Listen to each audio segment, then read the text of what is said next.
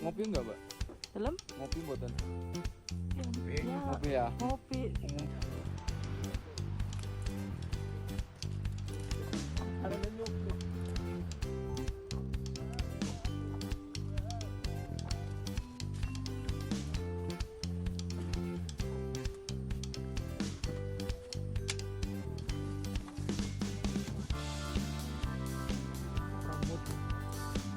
Ora.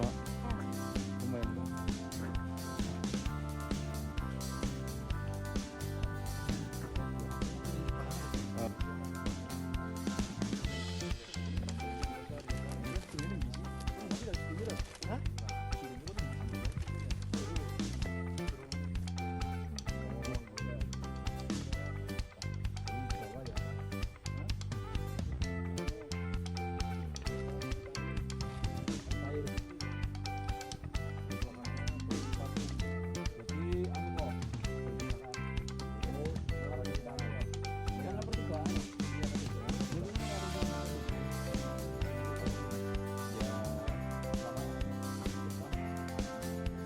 Ya paling belakang dikit ya Bapak.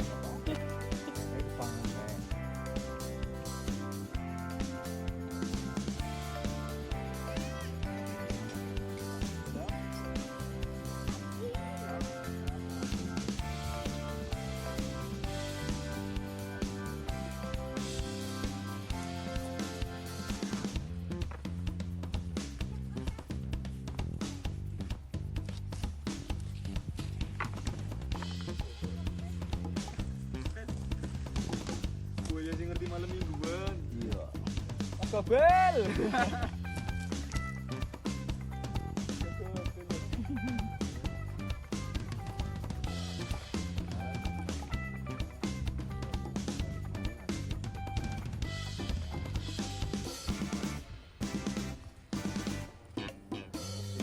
Kopi itu 1 tahun 1 kali panen per tahun. Cuman panjang tahun ya ada yang petik. Nah, yang ngomong panen raya berarti panen serentak.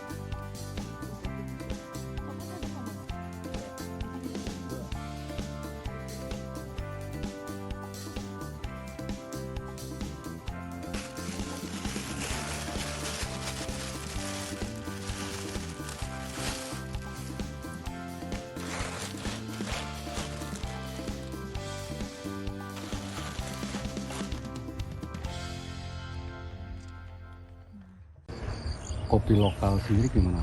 Untuk kendala permasalahan kendala untuk pemasaran kopi lokal sih lebih ke istilah kita butuh apa ya. Jadi gini Mas, kalau ngomong pemasaran sih sebenarnya nggak ada kendala.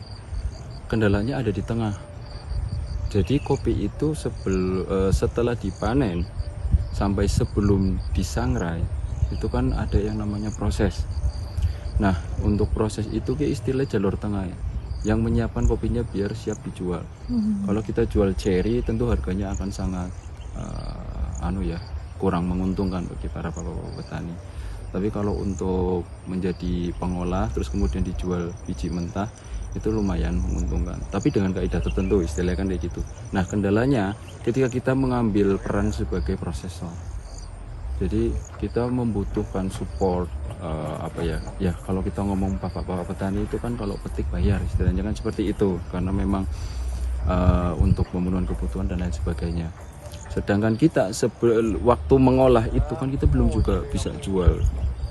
Artinya kita perlu investasi ya untuk nalangis ya ibaratnya untuk pembelian jari bisa dibayar. Kita ngolah dulu, selama ngolah belum jalan cash flow-nya kita perlu menyiapkan terus baru bisa dijual. Nah, kendalanya ada di situ yang berperan sebagai prosesor. Prosesor itu bisa untuk menjembatani biar produknya itu bisa terjual. Kudu bisa nalangi lah, kudu bisa membangun fasilitasnya kayak untuk penjemuran dan lain sebagainya. Nah, karena misalkan kita belum bisa jual, kita kayak ngepul dulu kan istilahnya kayak gitu. Nah, kendalanya itu yang sekarang sering kalau habis panen ya, Hmm. ini panen, terus diolah, Nah, jadi udah disangrai, udah jadi kopi. Itu pemasarannya kemana? pemasarannya udah- banyak macam-macam sih. Kalau untuk serapan lokal itu jelas.